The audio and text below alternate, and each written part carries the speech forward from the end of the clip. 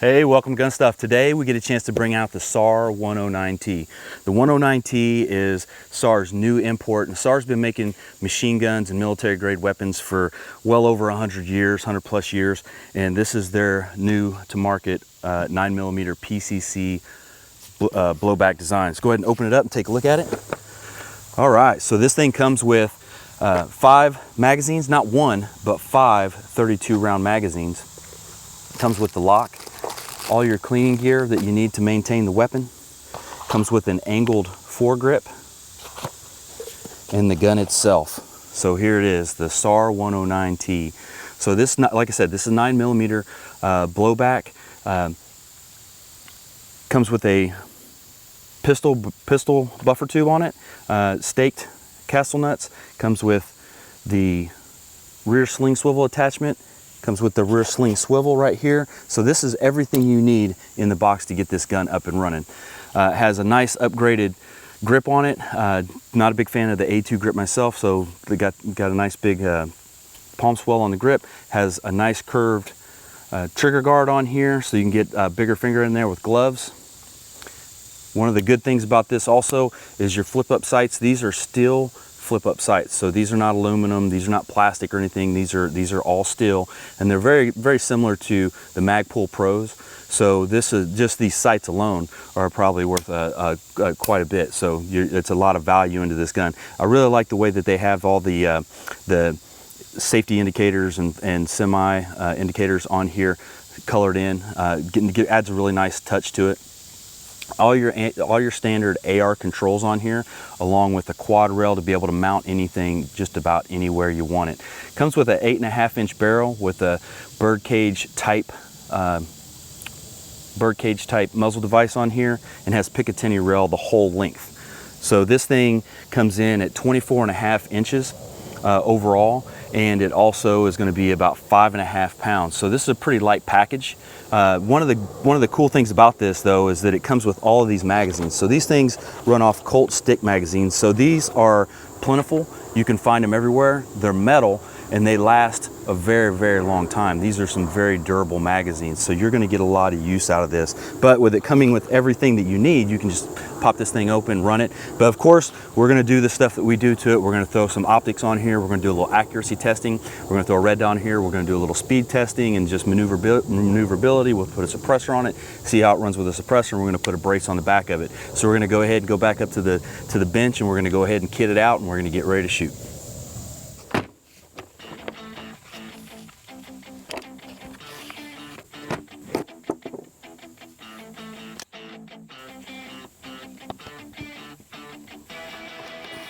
All right, so getting ready to put the pistol brace on, and one of the things I found that it's just a little too big for this buffer tube. So all I'm going to do, because this is what we're using today as a Gearhead Works tail hook, what I'm going to do is I just took a piece of, I have a sheet of Kydex, really thin Kydex, or just any type of plastic would work. But just for today, I'm going to put this on here as a shim to tighten that up, and then I'm going to tighten this down just to get us, because they recommend SB Tactical or some of the other pistol braces that are available on the market that are meant to fit on these, but this is what I have for today, so this is what we're going with. All right, so now we've got the scope zeroed in. What we're going to do is we're going to do a 5-shot group at 100 yards on paper, and then we'll go down and take a look at the target.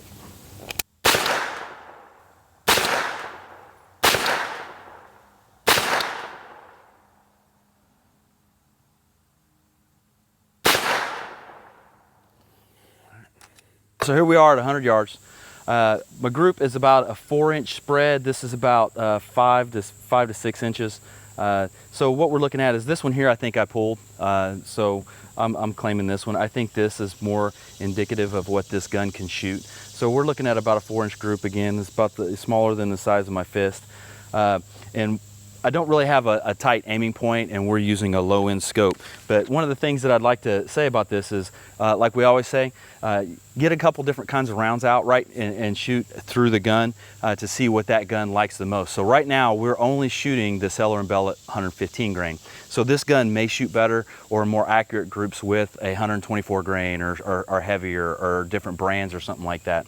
But right now we're in the middle of ammo-geddon, so I mean there's no ammo to be found and it's very hard to acquire any. So we're lucky to get the rounds that we have to do the testing on this new gun. So I'm really happy with this group size, even with my flyer. I think I felt this one drop just before the trigger break, but just overall, just to show that these sub guns are more than capable of reaching out to these ranges for good defensive purposes and being able to take small game, things like that at these ranges. So let's go ahead and go back up. All right, so we showed you our group at 100. Now we're just going to go ahead and do a little plinking. We're going to go ahead and go out to 150. All right, 150. Now we're going to go ahead and move back to the 200. All right, so here we are back here at about 200 yards. Going to use the fence as a support here. Just want to give the rifle as much, or the pistol as much accuracy as possible. Take as much human error out as I can for accuracy testing.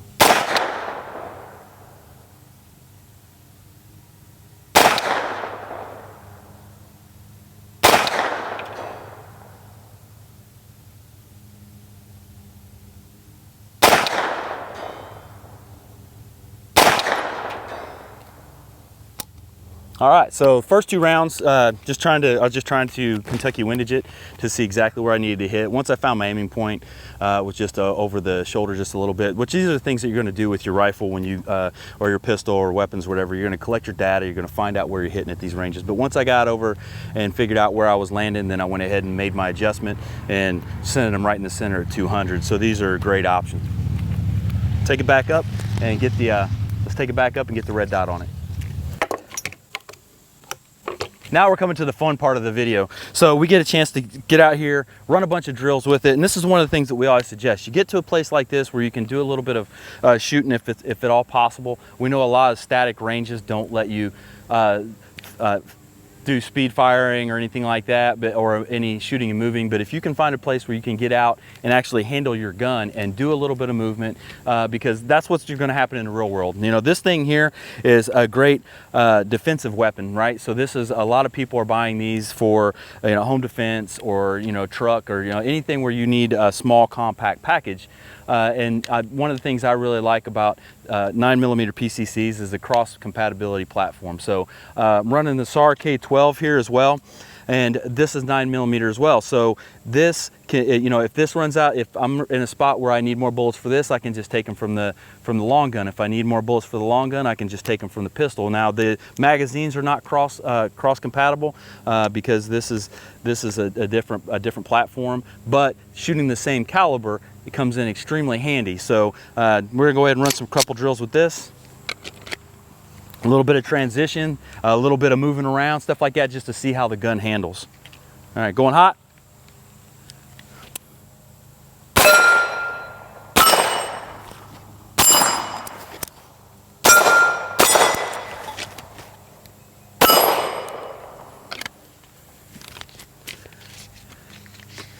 All right, so it feels really good. We're just gonna go ahead and keep running a couple drills. We'll get onto some different VTAC boards and shoot some transition between targets.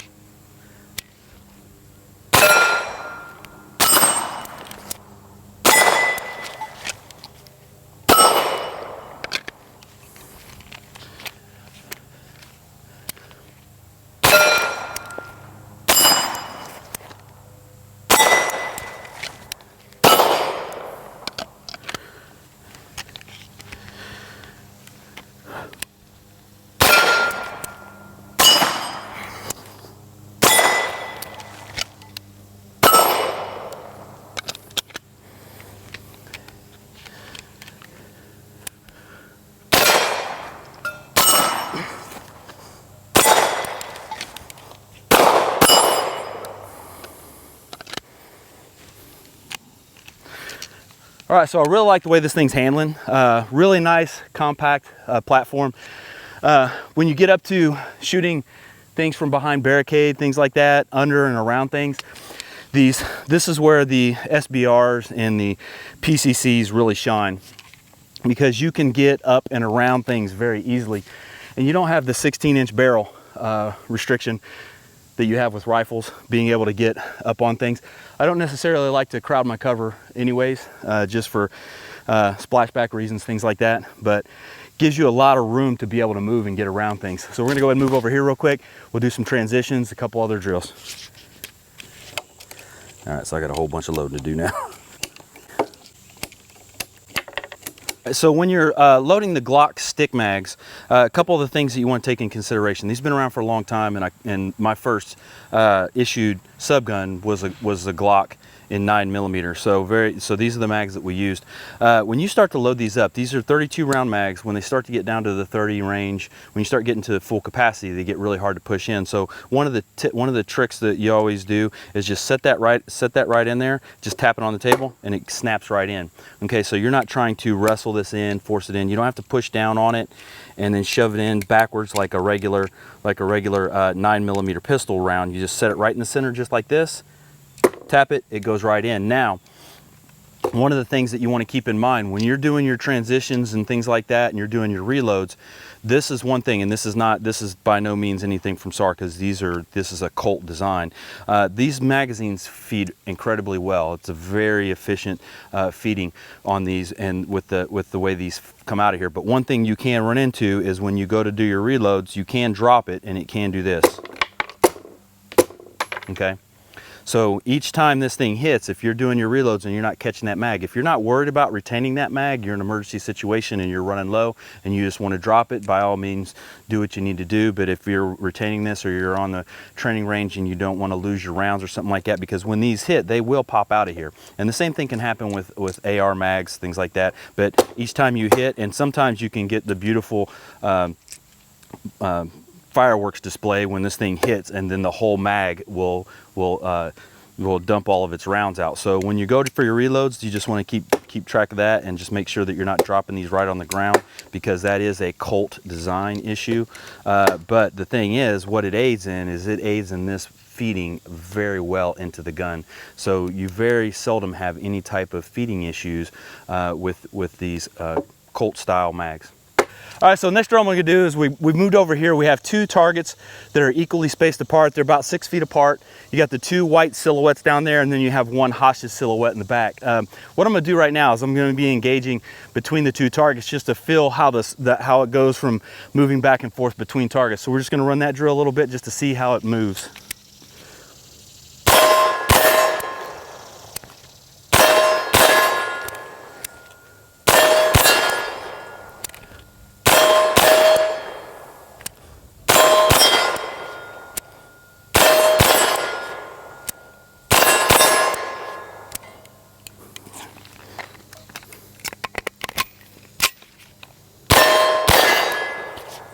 All right, so this thing's moving really well. One of the advantages you get on these, like we said, on these shorter models, like pistol caliber carbines and the ones with the pistol braces and the SBRs, is that the transition between targets is faster, because you don't really have that long barrel to contend with, and then that extra weight on the end of it, where it may cause you to overcompensate or so you come up, you get your first shot, and then you swing past your second shot. So we're gonna run a couple more here.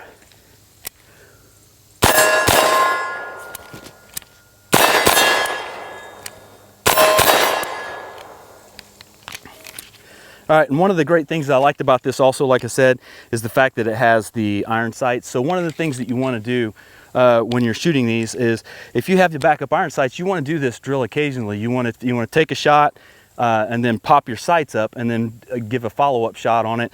Just one, so you see just how long it takes you to get a sight up. This one here, some of them have push button actuation, and some of them you just have to grip, but it has these nice serrations on the sights itself, so that you can get a nice grip on it, even if you have gloves or something on. So what I'm going to do is I'm going to fire one shot on one steel. I'm going to manually lift each sight, and then give a follow-up shot on the second steel. Collapse them back down, do that a couple times, just to get a nice rhythm for it. So that way, if I ever end up in a situation where I have to do that. One, I can make sure that I can clearly see my iron sights through my scope, because some different scopes have different height bases. So the height of this base right here could be a different height, and it may not match up with your backup sight. So if you don't check that or train with it, you may not know exactly where it's going to land inside of the sight picture, trying to look through your red dot if you're running a red dot. All right.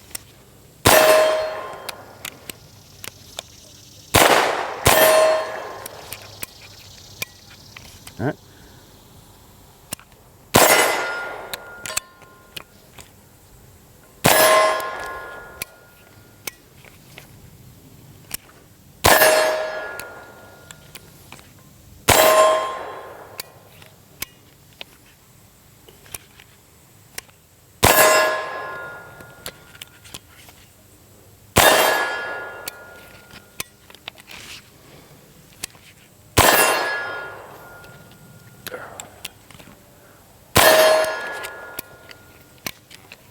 All right, so these are going up and down really well. And this is my first time actuating these. Don't have a set of mag pulls or anything like that. Like I said, these are very similar to Magpul Pros.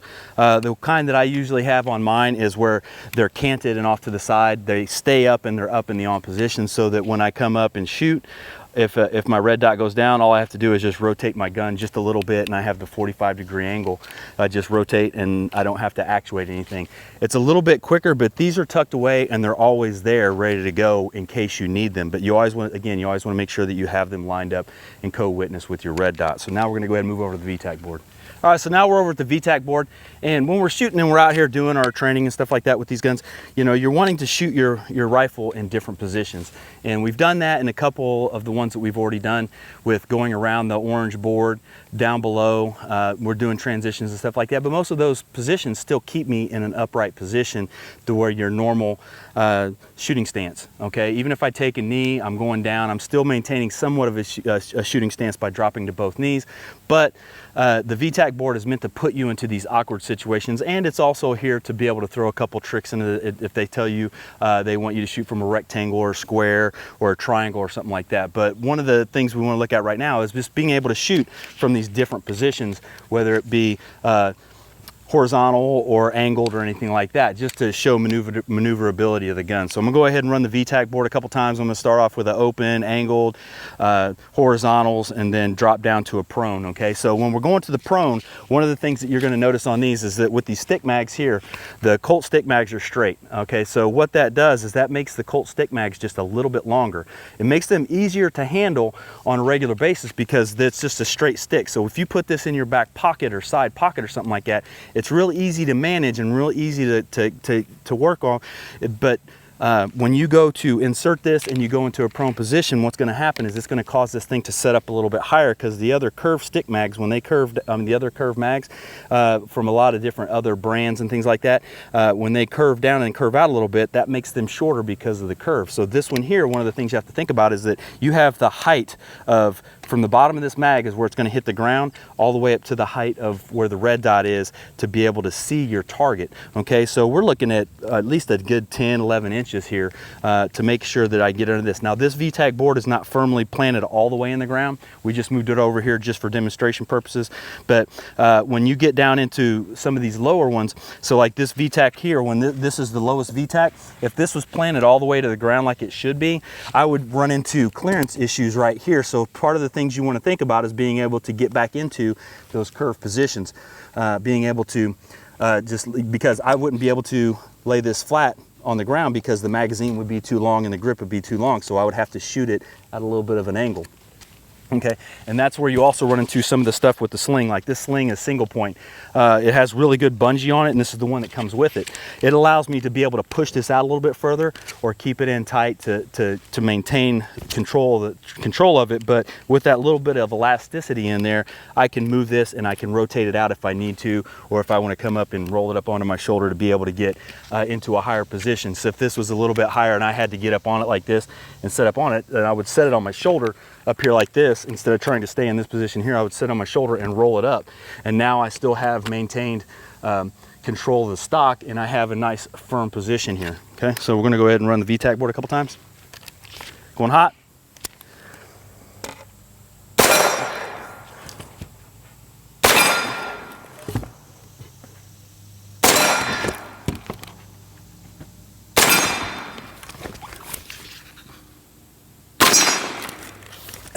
And as you can see, this is kind of cheating right here because it's not firmly planted all the way in. So I'm just making sure I go all the way down just to keep getting myself into a good solid prone position. But I really have to? No, I could probably lean down right here and just engage from here.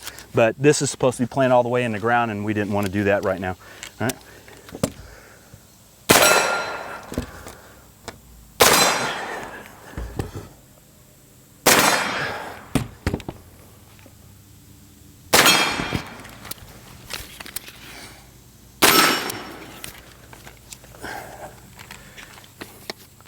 One of the tips I want to show you also, like I was talking about before, and this came up in one of our last matches, when you get into a position where you're shooting sideways here, and you get into this position, so I'd be in a kneeling, trying to keep this gun shouldered right here and then roll all the way over and still be able to see your sights. As you can see, the sight, it puts the sight right about where my mouth is. So I can't get down behind it. I have to really get my head all the way up on it. So what you do is you put this up in here, set on your shoulder, roll it up on your shoulder, and you got it nice and tight in there. And then I put my other hand right here, and this gives me basically my cheek weld and brings my cheek out just a little bit from the stock so that it lines up with this red dot. So I go from here, shove it in, bring it back. Now I'm lining up with my red dot just like I normally do. I'm lining up with my red dot, and it puts my eye exactly where it's supposed to be.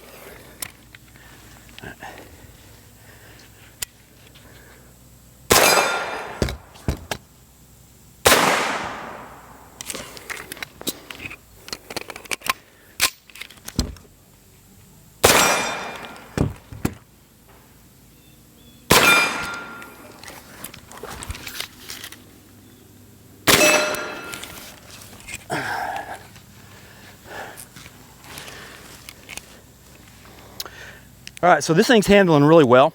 I'm really liking this sling as well for something this small and this light. Makes it really, really easy to maneuver, and I'm not getting I'm getting just enough tension with this bungee to be able to keep nice, firm pressure on the gun, but it's not so tight that I'm having to fight the sling to be able to get it into position. So. All right, so we have some of our things here from our last running gun match that we just hosted, and the 2-gun biathlons, things like that we're running. So what we have here is we have a rooftop. So I'm gonna go ahead and, don't want to skip a training opportunity or a chance to be able to shoot something from a different position or a different angle or anything like that. So I'm gonna go up and engage a couple from the rooftop just to see how it feels with these smaller guns. Because one of the things I noticed, we did this drill a couple times just a little bit ago, and one of the things I noticed is when I run my competition gun with a 16-inch barrel, I'm going over obstacles and I have it slung so that it comes down right across here. I'm hitting things with my muzzle, so I'm always having to worry about getting those things up. So when you're carrying, shorter barreled PCCs like this, makes it a lot easier to be able to engage these obstacles. So.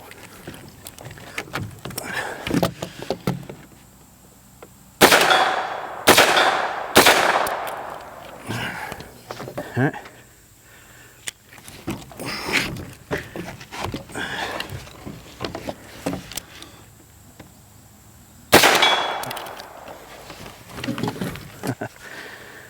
All right, so we're having a lot of fun out here.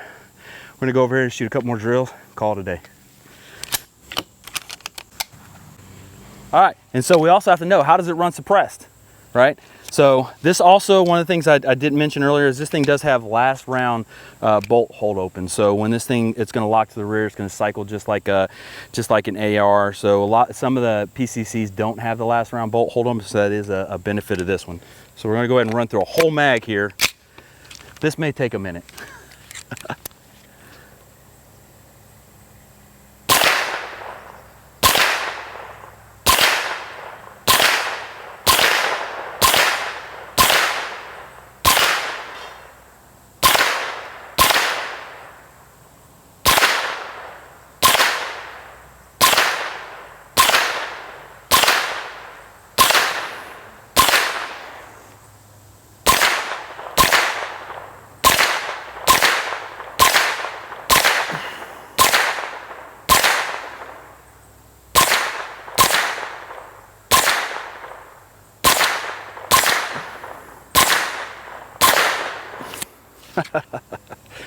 Oh man, so no problems cycling at all. We're running a Black Aces, it's all steel can.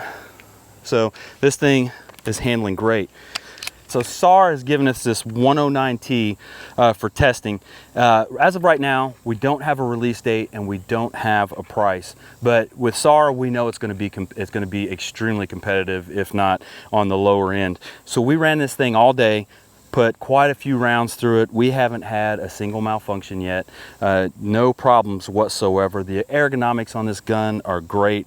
All the options that you get, the magazine, you get all the magazines, the sling, everything, all the stuff you need to really get this thing into action and to start putting rounds down range. So we know we like it and we hope you do too, and we'll see you next time at Gunstuff.